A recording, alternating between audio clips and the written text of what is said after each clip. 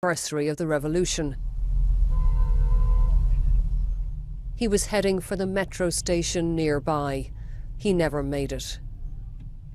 The Italian academic was researching trade unions, a politically sensitive subject here, for a doctorate from Cambridge. His mutilated body was dumped in a ditch 9 days after he disappeared.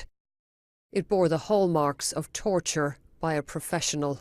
They are the type of torture techniques used by national security and by military intelligence. The marks of burns, of electrocution, marks of bruises, of severe beatings, bones broken.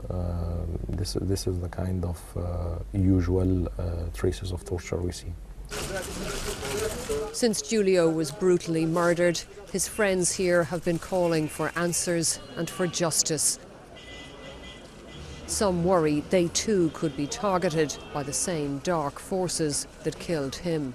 It pretty much reminds me of Latin America in the 1970s, when with all the forced disappearances, with the fear, atmosphere of fear. This friend of Giulio's refuses to be silent, but asked us not to show his face. Almost everybody is badly fearing, including myself, by the way. I mean, for the first time in my life, when I go for a walk or to jog in the night, if I hear like a slight suspicious movement or a quiet car moving behind me, I jump to the pavement. So yes, we are badly fearing, actually. And with reason. Here are some of the many Egyptians who have already vanished and whose stories have not made international headlines. In just 4 months last year, more than 300 cases were recorded, and the list keeps growing. At this protest, we found a handful of families giving a voice to the disappeared, trying to ensure their loved ones don't share Giulio Regeni's fate. Ashraf holds her grandson and a sign saying, "Where is my daddy?" Her son-in-law, Islam, is one of the latest to be disappeared.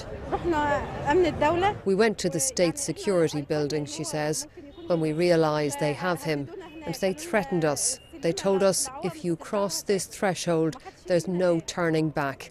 Don't come here again. Since Giulio Regeni was laid to rest in northern Italy, doubts have grown about finding his killer. Officials in Cairo continued to deny the security forces were involved, but wouldn't give us an interview. Incredibly, the police officer leading Egypt's investigation was himself convicted of involvement in the torture and death of a detainee. Orla Guerin, BBC News, Cairo.